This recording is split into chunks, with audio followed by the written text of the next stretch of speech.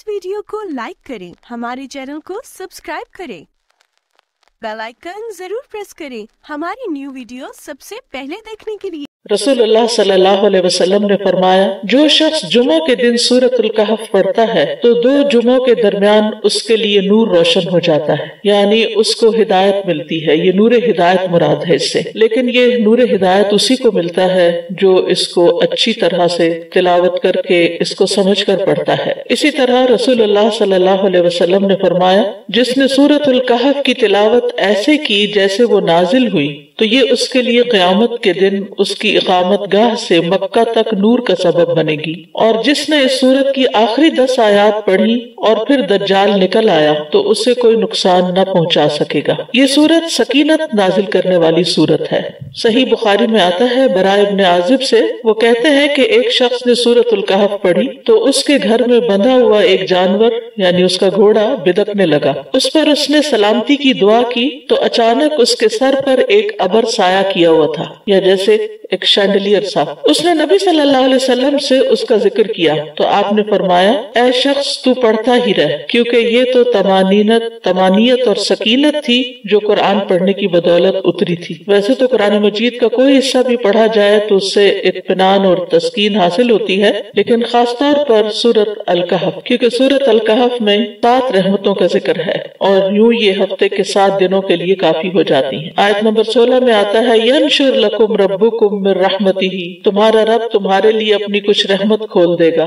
आयत 10 में आता है, रब्बना आतिना मिन लदुनका रहमा, ऐ हमारे रब हमें अपने पास से कोई रहमत अता फरमा। आयत नंबर 58 में आता है, व रब्बुकल गफूर ज़ुर रहमा, और तेरा रब निहायत बख्शने वाला खास रहमत वाला है। आयत नंबर 65 में आता है, आतैनाहु रहमतम मिन इंदिना, उसे हमने अपने हाथ से एक रहमत अता की। आयत 81 में आता है, व अक़रब रहमा, और जो शफकत में ज्यादा करीब हो। आयत 82 में आता है, रहमतम मिन रब्बिक, तेरे रब की तरफ से रहमत के लिए। और 98 में आता है, क़ाल हाज़ा रहमतुम मिन रब्बी, कहा ये मेरे रब की तरफ से एक रहमत है। तो बहरहाल ये सूरत खुशखबरी भी देती है, सकीनत का बायस भी है, दज्जाल के फितने से बचाने वाली भी है, हर जुमा को पढ़ने वाले के लिए नूर हिदायत का बायस है। और खास तौर पर अगर कोई इस सूरत की इब्तिदाई 10 आयात याद कर लेगा तो वो दज्जाल के फितने से महफूज रहेगा। दज्जाल का फितना इस दुनिया में सबसे बड़ा फितना है और अल्लाह सुब्हानहू तआला ने हमें ये सूरत एक ऐसी नेमत और अपनी रहमत के तौर पर अता की है कि जिसके जरिए हम उस फितने से बच सकते हैं। सूरत का आगाज अल्हम्दुलिल्लाह से होता है। अल्हम्दुलिल्लाहिल्लज़ी अंज़ला अला अब्दिहिल किताब व लम यजअल लहू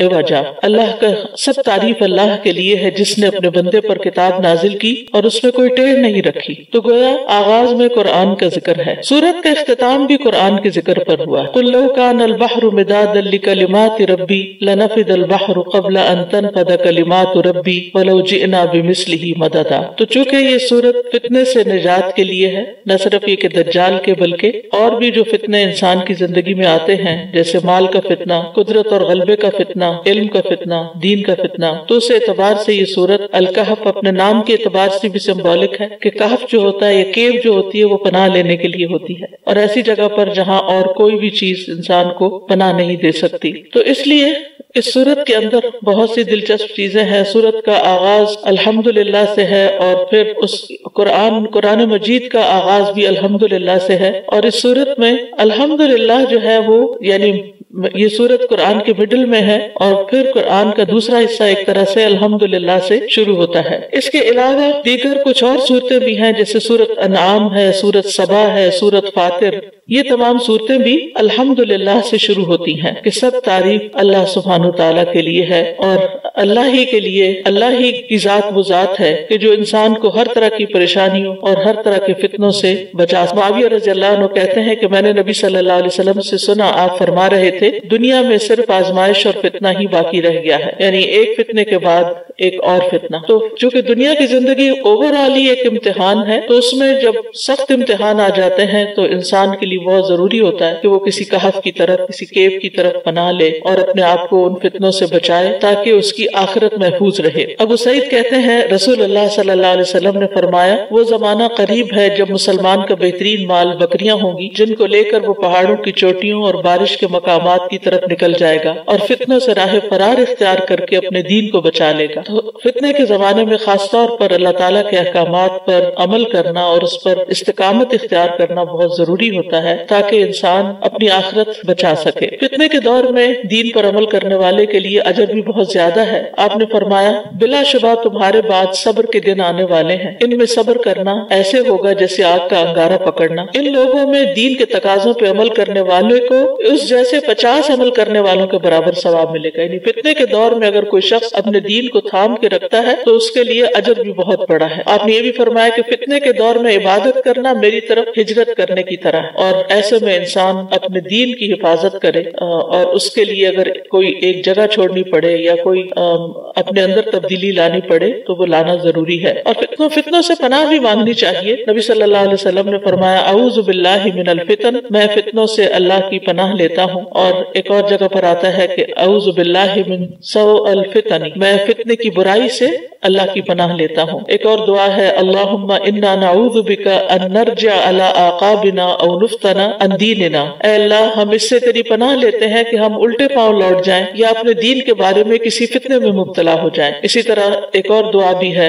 اللہم انی اسألک عملا بالحسنات وترکا للمنکرات واذا اردت فی قوم فتنة وانا فیہم فاقبضنی الیک غیر مفتون، اے اللہ بے شک میں تجھ سے نیکیاں کرنے اور برائیوں کو ترک کر دینے کا سوال کرتا ہوں، اور جب تو لوگوں کو فتنے میں مبتلا کرنا چاہے اور میں وہاں موجود ہوں تو مجھے فتنے سے بچا کر اپنے پاس بلا لینا۔ قرآن مجید کے شروع میں یا تلاوت کے شروع میں بسم اللہ پڑھنا کیوں ضروری ہے؟ بسم اللہ کیا ہے؟ اللہ کے نام کے ساتھ جو بہت مہربان بار بار رحم فرمانے والا ہے، یعنی میں اس سورت کا آغاز اللہ کے نام کے ساتھ کرتی ہوں، اور اللہ کا نام جو ہے وہ بہت بابرکت ہے۔ تبارک اسم، جیسے سورت الرحمن میں آتا ہے تبارک اسم ربک ذی الجلال والاکرام، بہت بابرکت ہے تیرے رب کا نام جو جلال و اکرام والا ہے۔ تبارک اسم ربک ذی الجلال والاکرام۔ تو بہرحال جب ہم اللہ کے نام سے کوئی چیز شروع کرتے ہیں تو پھر برکت بھی آتی ہے، اللہ کی مدد آتی ہے، اللہ تعالیٰ کی طرف سے رحمت آتی ہے، اور وہ کام ہمارے لیے آسان ہو جاتا ہے۔ اور پھر اس میں ہم دیکھتے ہیں کہ الرحمن الرحیم اللہ سبحانہ تعالیٰ کی دو صفات اس کا ذکر آیا ہے، اور یہ دونوں ہی ان کا اصل مادہ جو ہے وہ رحم ہے، کہ اللہ کے نام کے ساتھ جو بہت مہربان بہت رحم فرمانے والا ہے۔ تو اس سے یہ پتہ چلتا ہے کہ قرآن کا نزول جو ہے یہ سراسر اللہ کی رحمت، اور قرآن پڑھنے کی توفیق جو ہوتی ہے انسان کو، یہ بھی سراسر اللہ سبحانہ تعالیٰ کی رحمت سے ہوتا ہے۔ جب تک اس کی رحمت نہ ہو تو ہم نہ قرآن کو پڑھ سکتے ہیں نہ اس کو سمجھ سکتے ہیں۔ اور قرآن کا نزول جو ہے یہ بھی سراسر اللہ سبحانہ تعالیٰ کی رحمت ہی کی مینیفسٹیشن ہے۔ الرحمن علم القرآن، کہ رحمان ہے جس نے قرآن کی تعلیم دی ہے۔ تو اس میں ایک بہت اہم نقطہ یہ بھی ہے کہ جب انسان علم سیکھے یا سکھائے تو اسے اللہ کی رحمت طلب بھی کرنی چاہیے اور دوسروں کے ساتھ بھی مہربانی کا سلوک کرنا چاہیے، یعنی اپنے اعتبار سے یہ کہ یہ میرے اندر کوئی تکبر نہ ہو، کیونکہ یہ جو کچھ مجھے نعمت ملی ہے قرآن سیکھنے کی یا سکھانے کی، یہ دراصل اللہ کی رحمت کی وجہ سے ہوا ہے، اس میں میرا کوئی کمال نہیں۔ عبداللہ مزنی رضی اللہ عنہ سے روایت ہے، وہ نبی صلی اللہ علیہ وسلم سے بیان کرتے ہیں کہ آپ نے فرمایا مغرب سے پہلے 2 رکعتیں ادا کرو، مغرب سے پہلے 2 رکعتیں ادا کرو۔ تیسری مرتبہ فرمایا جو چاہے، یعنی لازم نہیں کیا، اسی لیے ہماری میجورٹی اکثریت پڑھتی نہیں، اور یہ اس لیے فرمایا کہ لوگ کہیں اسے سنت مؤکدہ نہ بنا لیں جیسے ظہر کی ہیں۔ اسی طرح یہ صحیح بخاری کی روایت تھی۔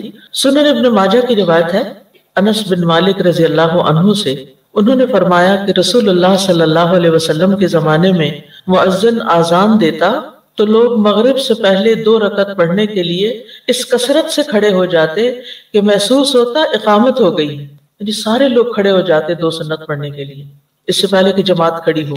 اور اس وقت بھی آپ دیکھیں کہ حرم میں ایسا ہی ہوتا ہے، تو اکثر لوگ جنہوں نے یہ حدیث نہ پڑھی نہ سنی نہ کہیں دیکھی کوئی ایسی چیز، وہ حیران ہوتے ہیں یہ لوگ کس چیز کی نماز پڑھ رہے ہیں۔ وہ ایک دوسرے سے پوچھتے ہیں کہ ابھی امام نے تو نماز شروع نہیں کی، یہ کون سی نماز ہے؟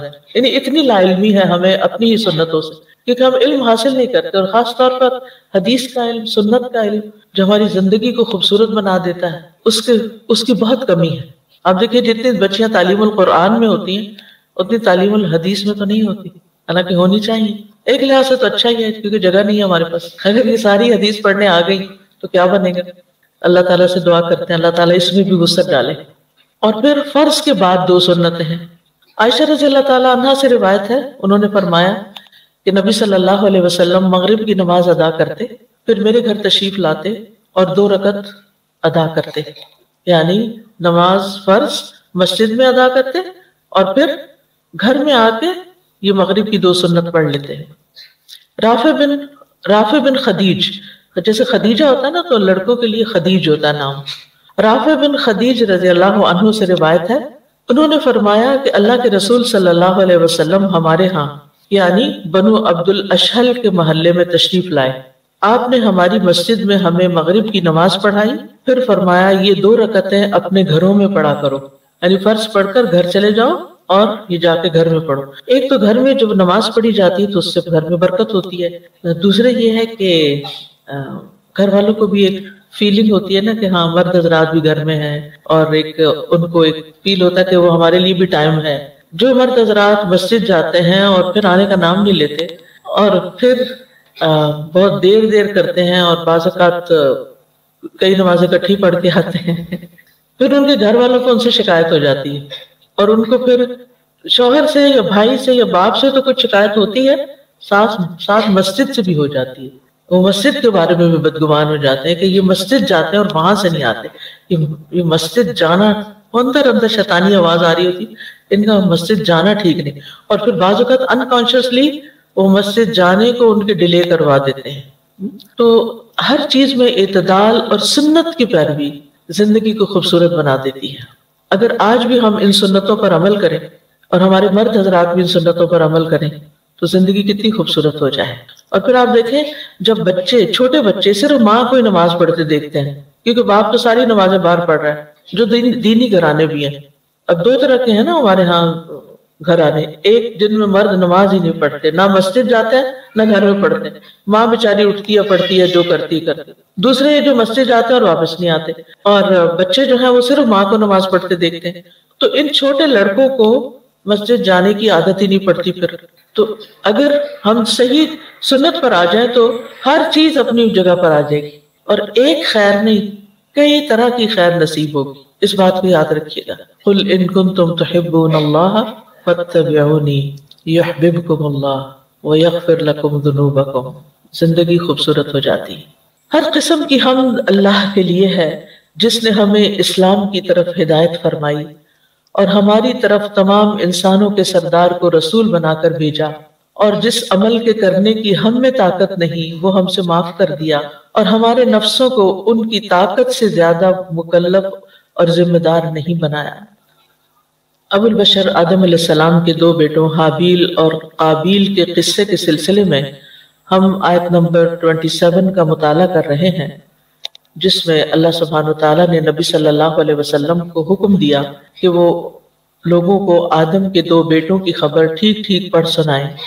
جب ان دونوں نے اپنی قربانی پیش کی تو ان میں سے ایک سے قبول کر لی گئی اور دوسرے سے قبول نہ کی گئی. تو اس نے کہا، یعنی جس کی قربانی قبول نہ ہوئی، میں ضرور تجھے قتل کر دوں گا.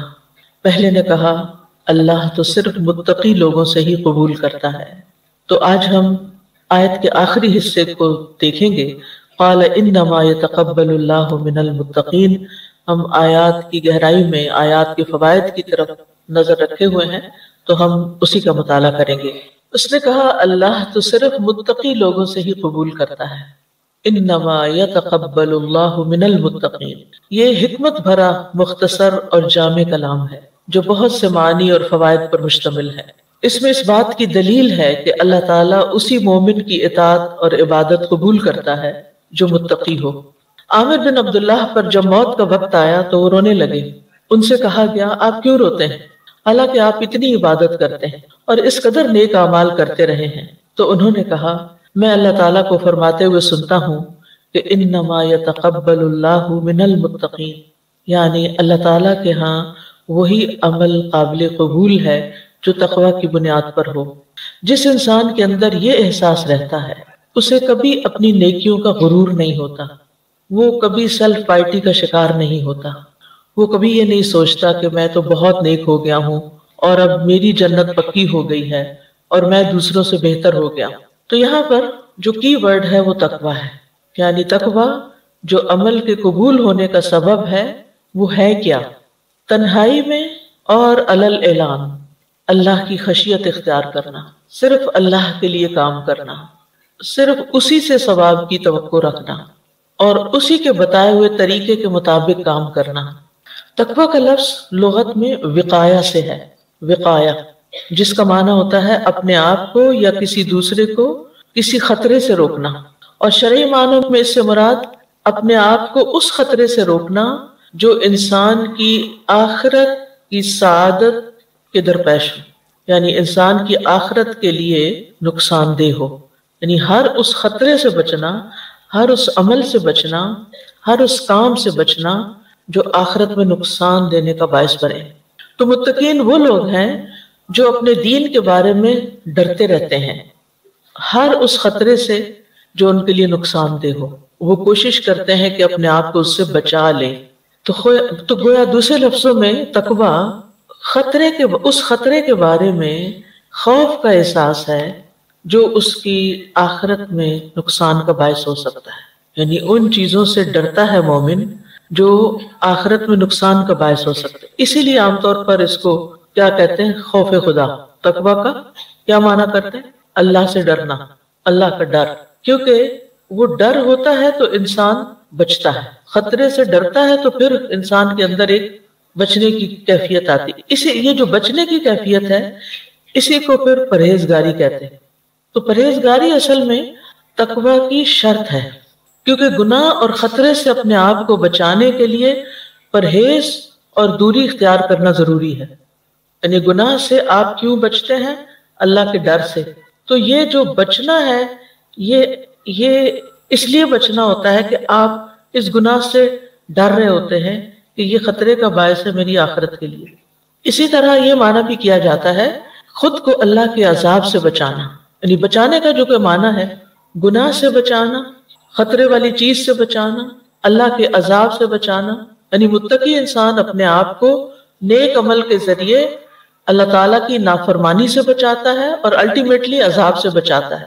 ابن عباس کہتے ہیں متقی وہ لوگ ہیں جو اللہ سے اور اس کی سزا سے ڈرتے ہیں. ایک آدمی نے ابو ہریرہ رضی اللہ عنہ سے تقویٰ کے بارے میں پوچھا تو انہوں نے کہا کیا تم کبھی ایسے راستے پر چلے ہو جو خاردار ہو؟ اس نے کہا جی ہاں. انہوں نے فرمایا پھر تم نے کیا کیا؟ تو اس نے کہا جب میں کانٹوں کو دیکھتا ہوں تو اس جگہ سے کترا کے نکل جاتا ہوں. یعنی گناہ، اب اس کو گناہ کے سینس میں لے کانٹوں کو، جیسے گناہ والا کام کہیں ہو رہا ہے تو وہ انسان کیا کرے؟ بچ کے نکل جائے، قریب نہ جائے. لا تقربوا الزنا، دور دور سے نکلے. یا اوپر سے پھلانگ جاتا، نہیں اس کے اندر نہیں گرتا بلکہ اوپر سے چھلانگ لگا دیتا ہوں. تو انہوں نے فرمایا یہی تقویٰ. اور ابی ابن کعب والی روایت تو آپ کو معلوم ہی ہے کہ جب حضرت عمر رضی اللہ عنہ نے ان سے پوچھا کہ تقویٰ کیا ہے تو انہوں نے پوچھا کیا تم کسی خاردار جنگل سے گزرے؟ کہاں کا کیا؟ اور کہا میں اپنے کپڑے سمیٹ لیتا ہوں اور اپنے آپ کو بچاتے ہوئے گزرتا ہوں. کہا یہی تقویٰ ہے کہ دنیا میں طرح طرح کے فتنے، ترغیبات اور طرح طرح کے گناہوں کی دعوت ہے، تو انسان پھر اگر اللہ سے ڈرتا ہے تو اور آخرت کے عذاب سے ڈرتا ہے تو کیا کرتا ہے؟ ان گناہوں میں پڑنے کی بجائے ان سے بچ کے نکل جاتا ہے، اپنے کپڑے سمیٹ لیتا ہے. بعض علماء کہتے ہیں کہ صغیرہ اور کبیرہ ہر قسم کے گناہوں کو چھوڑنا تقویٰ ہے. اسی طرح یہ بھی کہا گیا ہے کہ تقویٰ یہ ہے کہ آپ اللہ کی طرف سے نور پر، یعنی ایک بصیرت کے ساتھ اللہ کی عبادت کریں، اس کے ثواب کی امید رکھیں، اور جو اللہ نے حرام ٹھہرایا ہے اس کو بھی اللہ کی طرف سے علم کے نور کی بنا پہ چھوڑ دیں. یعنی علم کا ایک نور ہوتا ہے نا جو دل پہ پڑتا ہے اور انسان کو نظر آنے لگتا ہے کیا حلال ہے کیا حرام ہے، اور اللہ کے عذاب کا خوف رکھیں. ایک قول یہ بھی ہے کہ تقویٰ سے مراد ہے اللہ کی اطاعت کی جائے، اس کی نافرمانی نہ کی جائے، اس کا ذکر کیا جائے، اس کو بھولا نہ جائے، شکر کیا جائے، ناشکری نہ کی جائے. تو جس انسان کے اندر اطاعت ہو، ذکر ہو، شکر ہو، وہ متقی انسان ہے. اور یہ بھی کہا گیا کہ تقویٰ اسے کہتے ہیں کہ اللہ تعالیٰ آپ کو وہاں نہ دیکھے جہاں جانے سے اس نے منع کیا ہے. اللہ تعالیٰ آپ کو وہاں نہ دیکھے جہاں جانے سے اس نے آپ کو منع کیا ہے، اور وہاں سے غیر حاضر نہ پائے جہاں جانے کا حکم دیا ہے، وہاں سے غیر حاضر نہ پائے. یہ یاد رکھیے کہ تقویٰ صرف ظاہری وضع قطع کا نام نہیں، کیونکہ کچھ لوگ کیا سمجھتے ہیں، مخصوص لباس، مخصوص چیزیں، تسبیح وغیرہ پکڑ لی جائیں، داڑھی بڑھا لی جائے، یا حجاب کی مخصوص ساخت بنا لی جائے، یا ڈھیلے ڈھیلے چلا جائے، یا ہر وقت ہلتے جلتے رہا جائے، یا چند ایکشنز کو وہ تقوی کا نام دیتے ہیں کہ جس کے اندر یہ سب کچھ ہوگا وہ متقی ہوگا۔ حدیث میں آتا ہے کہ تقوی کا تعلق کس سے ہے؟ دل سے۔ رسول اللہ صلی اللہ علیہ وسلم نے اپنے سینہ مبارک کی طرف اشارہ کرتے ہوئے 3 مرتبہ فرمایا، تقوی یہاں ہے، تقوی یہاں ہے، تقوی یہاں ہے۔ کبھی آپ کو ایکو کروانے کا اتفاق ہوا، جو دل کی یعنی دل کا سکین کرتے ہیں؟ آپ اسے کسی نے کروایا؟ نہیں کرایا؟ پھر آپ کو میری بات سمجھ نہیں آئی۔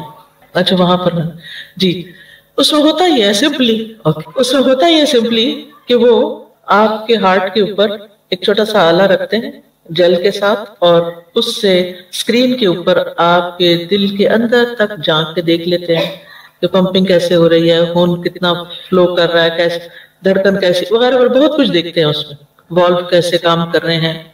تو میں سوچ رہی تھی، مجھے اس کا اتفاق ہوا تو میں سوچ رہی تھی کہ اس مشین سے تقویٰ تو کہیں نظر نہیں آئے گا، کوئی مشین تقویٰ نہیں دیکھ سکتی۔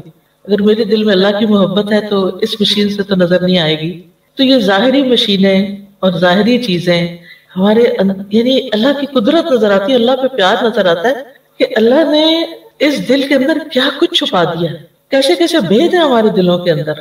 ہم اصل میں کیا ہے وہ تو یہاں ہے نا، اندر سے کیا، ہماری نیتیں کیسی، ہمارے ارادے کیسے، ہم چاہتے کیا، ہم کس چیز سے محبت کرتے ہیں، کس چیز سے بغض رکھتے ہیں، کیا کرنے کا شوق رکھتے ہیں، کیا نہیں، کسی کو نہیں پتا۔ کتنا اللہ نے محفوظ رکھا، ہمارے پردے رکھے، اور اگر ہم کسی خراب چیز کی بھی چاہت رکھتے تو بھی اللہ نے ہمارے پردے رکھے ہوئے ہیں کہ کسی کو بھی نہیں پتا چلتا۔ تو یہ تقویٰ کا معاملہ بھی پھر براہ راست کس سے ہو گیا؟ اللہ تعالیٰ سے۔ اللہ کا تقویٰ یعنی وہ دل جو صرف اللہ دیکھتا ہے، صرف وہ دیکھ سکتا ہے کہ اس کے اندر کس یعنی کیا کیا چیز ہے۔ اسی کے اندر حسد بھی ہے، بغض بھی ہے، یعنی بدگمانیاں بھی ہیں، اور نفرتیں بھی، اور محبتیں بھی، اور شوق بھی، اور جذبے بھی، اور نیتیں بھی، اور ارادے بھی، کیا کچھ سمیٹا ہوا اس دل نے۔ تو تقویٰ کا تعلق اصل میں دل کے ساتھ ہے۔ جو آدمی گہرائی کے ساتھ معاملات پہ غور کرتا ہے وہ تقویٰ کی روش پہ قائم رہتا ہے، یعنی جو چیزوں کو دل کے ساتھ، دل کی آنکھوں کے ساتھ دیکھتا ہے وہ تقویٰ پہ قائم رہ سکتا ہے۔ ایک ہوتا ہے نا، ہم ان آنکھوں سے ظاہری چیزیں دیکھتے ہیں، مشینوں سے دیکھتے ہیں، اور ایک کیا ہے کہ ہم دل کی آنکھوں سے پھر دیکھنے لگتے ہیں۔ دل پر وہ نور بصیرت آتا ہے، علم کا نور بھی دل پر ہوتا ہے، جو امام شافعی کو ان کے استاد نے کہا تھا کہ یہ اللہ کا نور ہے، وَنُورُ اللَّهِ لَا يُعْطَى لِعَاصِي، اور اللہ کا نور کسی گناہگار کو نہیں دیا جاتا۔ یعنی آپ بہت سا علم حفظ کر سکتے ہیں، یاد کر سکتے ہیں، فر سنا سکتے ہیں، لیکن اس کا نور آپ کے دل پہ تقویٰ کے ساتھ ہی پڑے گا جب آپ گہرائی کے ساتھ اس پہ غور و فکر شروع کریں گے، احساس رکھیں گے۔ تو تقویٰ حقیقت میں ایک داخلی کیفیت کا نام ہے۔ اگر کوئی شخص اندرونی طور پر متقی نہ ہو تو بیرونی رکھ رکھاؤ اس کو متقین میں شمار نہیں کر سکتا۔ پھر اسی طرح تقویٰ جو ہے اپنے محاسبے کا نام ہے، کہ انسان چونکہ اپنے دل کو دیکھتا ہے، اپنے اندر کے خیالات اور جذبات کو جانتا ہوتا ہے، تو پھر وہ اپنا محاسبہ بھی کر سکتا ہے، یعنی سنجیدگی کے ساتھ غور کرتا ہے، اور مستقل طور پر غور کرتا رہتا ہے، اور مستقل طور پر جائزہ لیتا رہتا ہے کہ میں کس موقع پر کیا سوچ رہا ہوں۔ یعنی اپنے خیالات کو انسان خود پڑھتا بھی ہے اور پھر خود اینالائز بھی کرتا ہے، اور خود ہی ایڈٹ کر سکتا ہے، خود ہی اس میں سے کچھ چیزیں ڈیلیٹ کر سکتا ہے، کچھ چیزیں باقی سیو کر سکتا ہے۔ یہ کوئی اور نہیں کر سکتا، یہ آپ کو خود کرنا ہے، سیلف انالیسس، اپنا محاسبہ آپ۔ اور یہ ہوتا رہے گا، یعنی آپ کی سیلف ٹاک ہوتی رہے گی اپنے اندر ہی اندر، اپنے سے باتیں کرتے رہیں گے، چاہے آپ لوگوں کی مجلس میں ہوں، کچھ بھی کر رہے ہوں، اندر کی آواز سنتے رہیں گے، تو آپ تقویٰ کی روش اختیار کرتے رہیں گے۔ پھر آپ کو قوت ملے، اور جہاں آپ کو پتا چل جائے، ڈیٹیکٹ ہو گیا یہ ہے فالٹ، یہاں ہے مسئلہ، اب آپ اس کے آگے کمزور ہیں، بچھے ہوئے ہیں، پھر اللہ سے مدد مانگیں گے کہ اللہ تعالیٰ آپ مجھے اس سے نکالیں۔ بالکل ایسے ہی جیسے جسمانی بیماریوں کو، مثلاً اگر کسی کا ہارٹ سکین ہوتا ہے اور ڈاکٹر اس کو بتاتے ہیں کہ آپ کے ہارٹ میں فلاں تکلیف ہے، تو پھر وہ اس کو جان کے بیٹھ تو نہیں رہتا، پھر اس کے بعد نیکسٹ سٹیپ کیا ہوتا ہے؟ وہ کس سے ملتا ہے جا کے؟ کارڈیالوجسٹ سے. کارڈیالوجسٹ سے جا کے ملتا ہے اور وہ کہتا ہے کہ اب مجھے آپ اس کا حل بتائیں. وہ اس کے لیے کیا تجویز کرتا ہے؟ کچھ دوائیں اور کچھ پرہیز. پرہیز کا نام نہیں لیا آپ نے کیونکہ ہم پرہیز والی قوم نہیں ہے. پرہیز کو کچھ نہیں سمجھتے. تقویٰ ہے ہی پرہیز. تو اب بھی ایسے لوگ ہیں جو آپ کا علاج صرف دوا سے نہیں کرتے. دو طریقہ علاج ہے. ایک میں دوائیاں ڈومیننٹ اور ایک میں پرہیز ڈومیننٹ ہے. دونوں میں اعتدال ہونا چاہیے.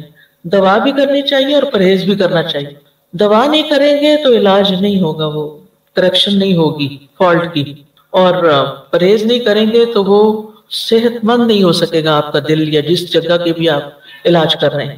تو دل کے اندر جب کوئی خرابی آ جاتی ہے, نیت میں خرابی آ جاتی ہے, یا کوئی ایسی خواہش غلبہ پا لیتی ہے, یا کوئی چیز آپ کے دل میں وسوسہ غلبہ پا لیتا ہے, تو اس میں پھر آپ کو دونوں چیزیں کرنی پڑے گی. دوا بھی کرنی پڑے گی, کچھ چیزیں پڑھنی بھی پڑے گی, اور کچھ چیزوں سے بچنا بھی پڑے گا. اس کے بغیر شفا نہیں ہوگی. اور اگر شفا نہیں ہوئی اور یہ بیمار دل لے کے چلے گئے, مر گئے, اوہو, اس سے بڑا اپنے ساتھ ظلم کوئی نہیں. کیونکہ سب کچھ پیچھے رہ جائے گا. آپ کا جسم بھی, آپ کے ہاتھ پاؤں جنہیں سنوارتے رہتے ہیں, جنہیں خوبصورت بنانے کی فکر کرتے رہتے ہیں, یہ بال, یہ کھال, یہ سب کچھ سب پیچھے رہ جائے. سب قبر میں مٹی بننے والا ہے. روح نے جانا ہے, اور روح نے ساتھ کیا لے کے جانا ہے؟ روح جب جائے گی آگے, ساتھ کیا لے کے جائے گی؟ نفس مطمئنہ, قلب مطمئن. اگر آپ اس حال میں فوت ہوتے ہیں کہ آپ کا قلب مطمئن ہے, تو پھر آگے برزخ کی زندگی میں ایک اطمینان نصیب ہوگا. روح کو جہاں بھی جگہ ملے گی, جس بھی آسمان پہ, علیین میں, جس بھی درجے پہ, جو بھی جگہ اللہ نے رکھی ہے, تو اس سے کیا ہوگا کہ آپ ایک اطمینان والی زندگی بسر کریں گے. کیونکہ یہ ساتھ جانا ہے. مال, اولاد, جسم سب پیچھے, سب زمین میں. آگے آسمانوں پہ جائے گی روح, اور اس کے ساتھ جائے گا آپ کا پیارا سا دل. اب سوچ سمجھ کے دل میں چیزیں رکھیے, ٹھیک ہے, اور اس کے مسلسل علاج کی فکر کیجئے. کیونکہ جسمانی طور پر بھی اگر دل صحیح کام کرتا ہو نا, تو باقی سارا جسم صحیح کام کرتا ہے. اور اگر دل کے کسی حصے کا فنکشن ٹھیک نہ ہو, تو آپ کے جسم کا کوئی حصہ مستقل طور پر بیمار رہ سکتا ہے, اور آپ جانتے بھی نہیں ہوتے کہ اصل خرابی تو دل میں ہے, پتہ بھی نہیں ہوتا. بیماری کہیں اور ہے. ہم ظاہر علاج کرتے رہتے ہیں, یہ جگہ خراب ہو گئی ہے, یہاں درد ہو گیا, یہ سوج گئی, انفلیمیشن ہو گئی. نہ بھائی, پیچھے جڑ تک جاؤ. تو دل جو ہے نا, یہ ایسے ہی جیسے مٹی کے نیچے وہ زمین میں پودا ہوتا ہے نا, اور اس کی جڑیں دور دور تک پھیلی ہوئی ہوتی ہیں.